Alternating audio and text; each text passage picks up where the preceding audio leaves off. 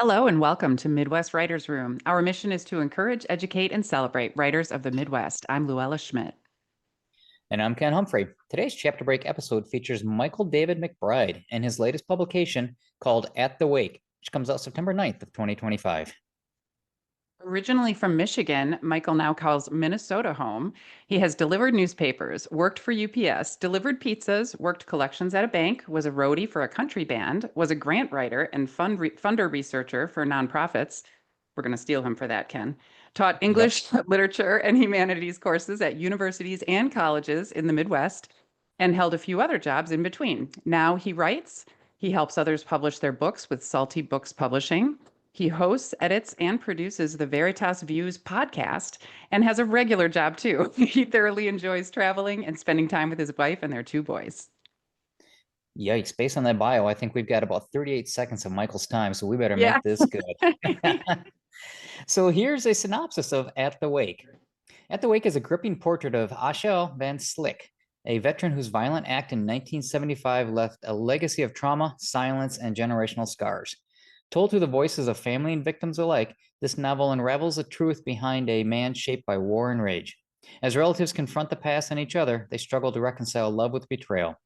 Set in a small town over decades, Michael David MacBride's haunting story examines how families endure the pain of unspoken histories and whether we can ever outrun the damage passed down to us.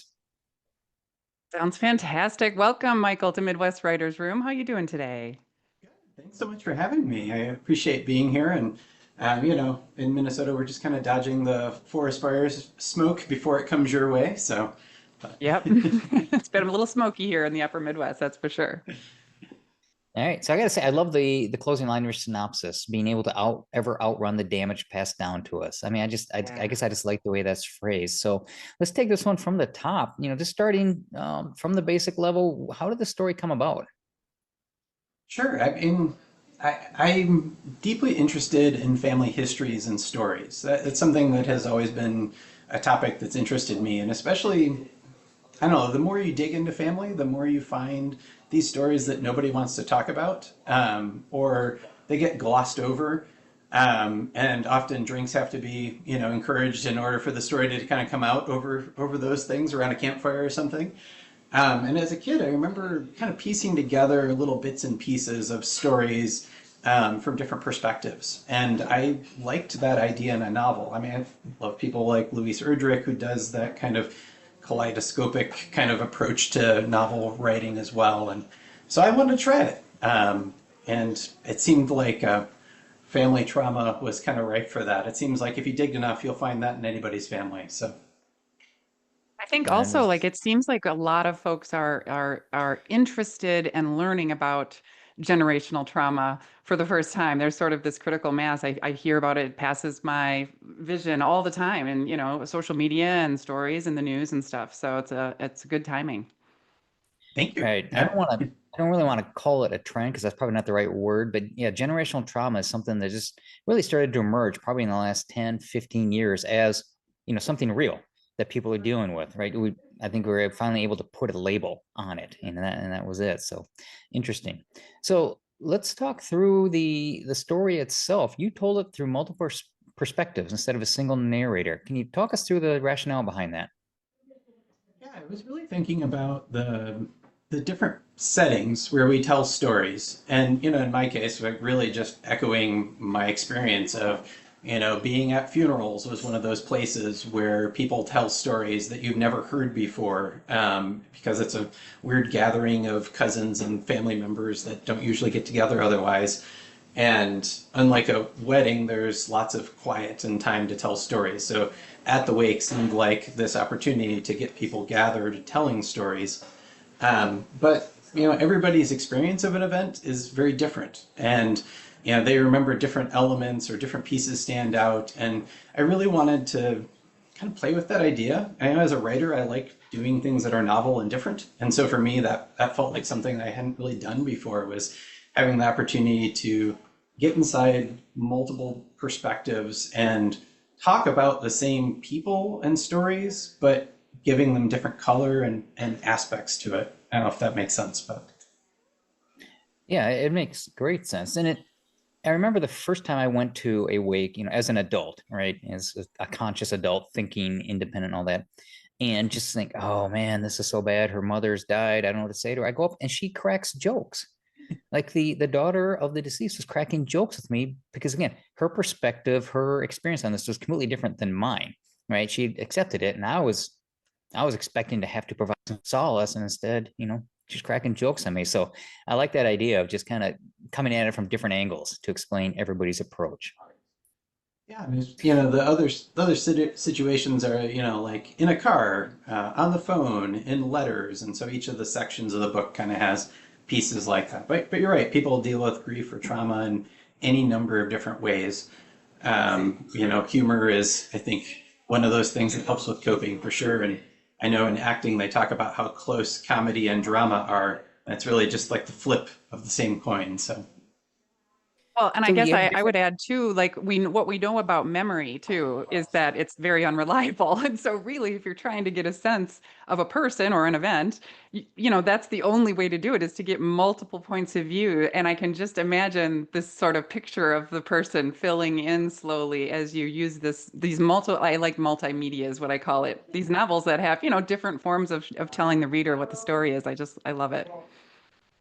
Yeah. So you have different perspectives. They use different points of view, like first person, third person, to represent the different perspectives. each of the so it's broken into I think 13 parts, and then each part begins with a third person perspective account of something that is more objective than what you get in the first person account. So there's, I don't know, it's kind of like a preface sort of, I guess, to each of those sections. And then after that, each of the chapters is a first person account from the different characters who all knew Achiel and were connected in some way, whether they were, direct family or cousins or brothers or the victims or people involved in his trial. So Did you have a preference for which perspective you liked writing in, first person versus third? I really, this is, I don't know that I've ever said this before, but I dislike first person generally when I read it. It feels too easy almost, because even if they're a heinous person, like you can't help but kind of pull for them. Like you're looking for good in the first person perspective, and it feels like it's given to you in a way. So I generally prefer like an objective kind of third person, almost kind of, the camera trained watching events kind of thing. Um, so this was different for me. I hadn't done a lot of first person perspective because I kind of shied away from it. But it was really fun then to take advantage, manipulate, I don't know, whatever you want to say, from that perspective, that ability to kind of distort facts and come across as being truthful, even if you're unreliable. So, Yeah, it's a great answer. So for the readers of this book, what are you looking for them to take away around the nature of forgiveness or accountability? yeah, that's really one of the things I was kind of struggling with. When you have, these kind of family secrets, I think one piece of it is acknowledging it and being able to talk openly about it. Luella, you mentioned about how family trauma has kind of become more popular, and I think it is this kind of ownership of, talking about things that usually get buried under the rug. And instead, it's like, let's open this up. Let's talk about this. The more we, I don't want to say normalize, but the more familiar everybody is with what's going on, the less that there is, hopefully, that, I don't know, you kind of cage it inside and you hold it inside, and at some point you're going to burst kind of thing. So I really hope people get a perspective of being able to talk openly about things that are difficult. And in terms of forgiveness, I know forgiveness is a difficult thing, right? I mean, there's forgiving. Maybe acceptance is more the thing. Like you accept your past. You can't take full responsibility for everything your ancestors did, but you can accept that they were a complicated human. They made bad decisions, and then the outcome is ultimately you ended up where you are now, which hopefully is a good place. So you're better for their bad decisions, maybe at some level. But One of the things that we've sort of learned just in the last decade or so about all of this is, when you do have that kind of trauma or whatever in your family history, sometimes the not talking about it is what leads people to hold shame. And shame is a very, very, unhealthy, emotion to hold on to. And so I do think that sort of talking those things through can help alleviate some of that for folks. So just kind of Definitely, adding yeah, on to that, your. that shame and kind of guilt, and yeah, I mean that is it's unhealthy. I mean there is a weight that comes with that. I know, in my family, and I'm sure in a lot of families, if you dig, you'll find mental illness, and that was glossed over for many years. And when it started cropping up again in later generations, we were kind of like, wait, oh, this happened before? Oh, I see. This is not original. Like we just didn't talk about it. And part of it Get it. is not having the vocabulary maybe for it also, but certainly not having the willingness to say, yeah, great grandpa, he kind of sat in the dark a lot and we didn't talk about it. It's like, Yep. all right. Well, and keeping those things just buried and contained can be really corrosive. Some people can handle it better than others, but there's no doubt it can just sort of eat away at you when you just keep those things buried. Definitely. So with this being, the Midwest Writers Room, one of the questions we always like to ask for authors is, the path to publication. But I suspect, given your bio, your path to publication might have been a little bit different than most of our authors have experienced. I guess the easiest way to kind of answer that is I published a number of different things. I published like academic books when I was teaching through traditional presses. I've worked through like kind of hybrid publishers at different times. This one's coming out through Salty Books, which is a collaboration. And what I like about this vessel is I have the opportunity to really have total control over it, over the art and the design and the, inside like the chapter breaks, there's a little image that I created. There's the cover is this kind of burning tree and the fire kind of is throughout the book as well. And I like a lot of those little details and having the control over those pieces that you give up sometimes with bigger presses. So. Oh yeah, there's no doubt, right? And on the top of accountability, that's the control part, right? You have control, you're also accountable for Yes. everything, good or bad otherwise, but it's all on you, and that's something that some people like. All right, Luella, are we ready? I think so, Michael. When you're ready, give us a little bit here of At the Wake, and maybe before you begin, share with the listeners, where you're starting from, and so they have the context. For sure. So this is from the first section, which is At the Wake. And this is Achiel's wake. And everybody gets up and speaks or, says something kind of in front of the group. And I chose two short first-person versions. One is from Achiel's sister-in-law, Mina, and then the other is from his youngest daughter, Ruby. So I'll read those. I'll start with Mina's. She just comes before her, so this is hers.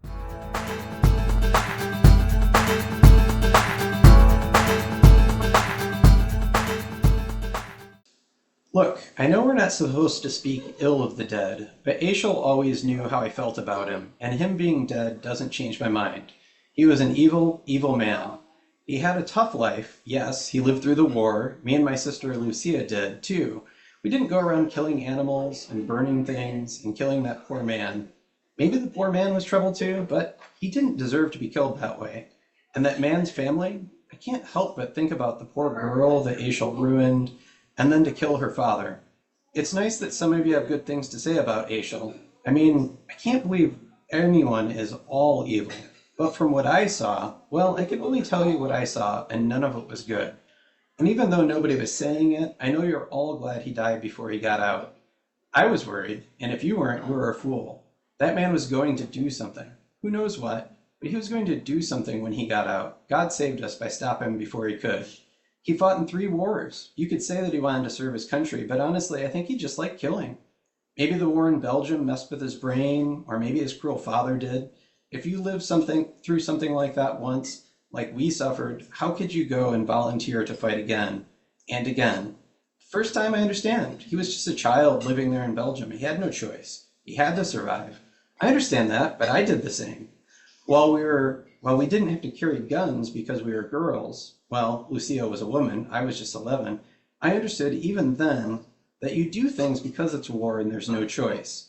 But Achiel moved to the States to escape like we all did, and when war happened again, this time in Korea, he chose to fight. He didn't have to, he chose to. Said he was being patriotic for this new country of his. He left his wife and a brand new baby. And so if you turned out great and I love you and all, but he went off to fight on the other side of the world. And if that wasn't crazy enough, he did it again in Vietnam. What a mess that was. I'm certain he would have stayed longer too if he hadn't gotten hurt, something about his back. Who does that? Nobody, except someone who just isn't right. Sophie, Lucas, Ronnie, Ruby, I'm sorry, but even if you're not saying this, I know you're thinking it. It needed to be said. You all turned out fine, have lovely families. You know I love you with all my heart, but I won't stand by and pretend this man was something to be admired or that I miss him. He was dangerous and destructive. And then this is the little piece from Ruby. Hey everyone, I have something to say too. I know everyone forgets about little Ruby. Just because I wasn't there when it all happened didn't mean I didn't hunt with him too, or have memories or things to share. No, I didn't cut the trees or kill anyone's pets, but you know who did help him do things like packing the shells? I did. How about who cleaned up brush and worked in the garden? I know the garden is usually remembered as my mom's thing with her roses, but Dad loved it too. Maybe he did it just for her. I don't know. But I spent hours out there with him, crouched over, pulling weeds, and he was meticulous. One of those times I got lazy and I pulled a weed and let it drop instead of putting it in the bucket. That was a mistake. I'm not going to say he never hit me, but his eyes could cut through you in a way that he didn't have to hit you with his hands. He could speak volumes with that glare. This time it said, "What? Are you stupid? Pull a weed to leave it to grow right back because you didn't want to walk a few steps or carry a bucket?" I guess you learn to know what to expect after a while. The same for when I overwatered the plants. I was just a kid. I didn't know there was such a thing as too much water, and it was kind of fun to watch them float as the water puddled around them. At first the water would soak into the dirt, and then it turned muddy, and finally it would pool. I was just playing in it, having fun. Don't remember how old I was. But to this day, we have a beautiful garden, no weeds, and just the right amount of water.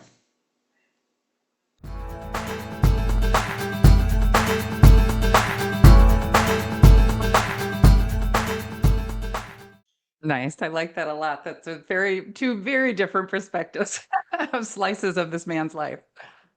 Yeah. So I have to ask you, is there any intent behind the first name Achiel? I mean, it's not a common name. Is there meaning behind it?